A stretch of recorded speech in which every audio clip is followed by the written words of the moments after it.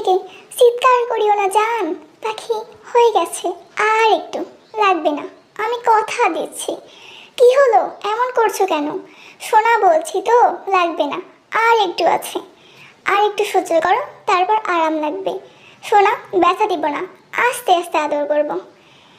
উফ, আহ, ছাড়ো না জেকে বেবি, আমি আর পারছি না, আমি সত্যিই মরে যাব। উফ, ছাড়ো না, আমি আর বাঁচবো না।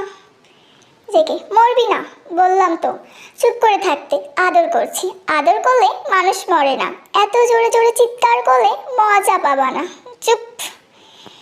আমার হাসি পাচ্ছে কিন্তু। জেকে বেবি, এই হাসবি না, তুই হাসলি কিন্তু আমারও হাসি পাচ্ছে, তখন কিন্তু বেশি লাগবে। জেকের জেকের আর তের আজ ফার্স্ট বাসর, ওরা দুজন রিলেশন করে বিয়ে করেছে। আজকেই ফার্স্ট, আর আজকেই ওরা সেই হাসাহাসি করছে। রিলেশন করে বিয়ে করেছে, তাই দুজনে একটু বেশি লজ্জা পাচ্ছে। আর তে তো বলছে আমি জানি না কিভাবে করতে হয়। তুই আমার সাথে রিলেশন করেও জানিস না? ছি, আসো আমার কাছে আসো, শিখাই দেই ভালো করে। লিপ কিস মানে তো জানো না? এটাও জানি না, শুধু জানি লিপ মানে ঠোঁট আর কিস মানে চুমু, আর বেশি না। আল্লাহ, তুমি আমার কপালে কেমন বউ দিলা যে কিনা জানে না লিপ কিস কিভাবে করতে হয়। লিপ কিস মানে কি? আরে বাল, লিপ কিস মানে হলো ঠোঁটের চুমু, বুঝলে? তার মানে তুমি আমার ঠোঁটে কিস করবে? সি, কিন্তু যদি তোমার থুতু আমার ঠোঁটে আসে তখন কি হবে? ওটা তো পলিউশন হয়ে যাবে। সি সি, তোমার মুখের ভাইরাস যদি আমার মুখে আসে? সি। জেকে নিজের হাসি কন্ট্রোল করতে না পেরে ও হাসতে থাকে। ওর হাসা দেখে তে বলছে আজব, হাসছো কেন? আমি তো ঠিকই বলছি, ভাইরাস তো আসবে মুখে। আরে গাধা, ভাইরাস আসবে না। আচ্ছা, তুই কি একটুও রোমান্টিক না? এটা বুঝিস না তুই? রোমান্স মানে কি? রোমান্স মানে শিহরণ, এটাই আমি বাংলা বইয়ে পড়েছি। তুমি তো অন্য কিছু ভাবো, আমি তো পড়ালেখা করি তাই জানি, তুমি কিচ্ছু জানো না। তুই তোর পড়ালেখা নিয়েই থাক, তুই কখনোই বাচ্চার মা হতে পারবি না এগুলো না জানলে। আর তোর জন্য আমিও পারবো না। তুই কোন ধরনের গাধা রে? তোর জন্য আমি, সি সি। আমি জানি তুই টপার, কিন্তু তাই বলে এগুলো জানিস না? যদি বিয়ের আগে জানতাম তাহলে তোকে আগেই খেয়ে ফেলতাম। বলে জেগে একটু রাগ হয়ে জোরে জোরে করা শুরু করলো। এভাবেই রাতের বেলা কেটে গেল। পরের দিন তে জেগে সকালবেলা সবার সামনে একটু লজ্জা লজ্জা মুখ করে থাকতে বলল। তে, কেন লজ্জা পাবো আমি? হোয়াই, বলো কারণ কি লজ্জা পাওয়ার?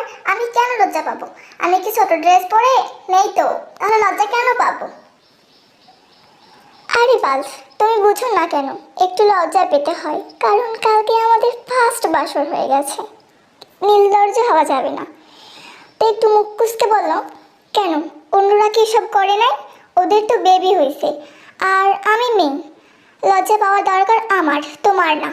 কারণ তুমি আমার সাথে করেছো, অন্য কোনো মেয়ের সাথে না, পরকীয়া করো নাই। আমি ওসব লজ্জা টজ্জা মুখ করে থাকতে পারবো না। বাবা হইছে আমার জ্ঞানী বউডারে। তখন জেকের বোন জুনিয়া চলে আসে। জুনিয়া ঢাকা বিশ্ববিদ্যালয়ের ইকোনমিক্স ডিপার্টমেন্টে অনার্স থার্ড ইয়ারে পড়ে। ওর ভাইয়ের বিয়ে উপলক্ষে বাসায় আসছে। জেকেদের বাসা হলো রাজশাহী রিসার্টে, তারা সবাই ওখানেই থাকে। আর তের বাসা ঢাকা বিশ্ববিদ্যালয় এর ঢাকা সদরে। জেকে বোন জুনিয়া হঠাৎ তের দিকে তাকিয়ে বলে, ভাবি, না মানে আপু, আমি তোমাকে আপু বলেই ডাকবো। তে, বলো তো কালকে কি ভাইয়া তোমাকে গিফট দিল? বলো না প্লিজ। কিরে ভাই, তোদের বাসার বউ হয়ে আসার পরও তুই দেখছি পুরাই চেঞ্জ হয়ে গেছিস। না মানে আমারে এত সম্মান দিয়ে কথা বলতেছিস, ভুলে যাস না আমরা কিন্তু বেস্ট ফ্রেন্ড ছিলাম। না মানে এখনো আছি। ভাই দাবি, তুই কি বললি যে তোর ভাই আমাকে কি দিছে কালকে?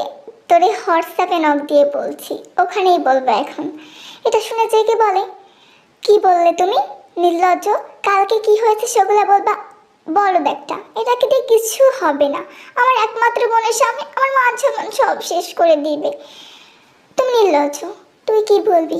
কালকে আমি তোকে কি করছি না করছি এসব সারপ্রাইজ বলবি?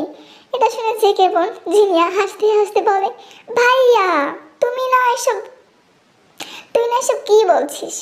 ছোট বোনের সামনে দেখিস নাই?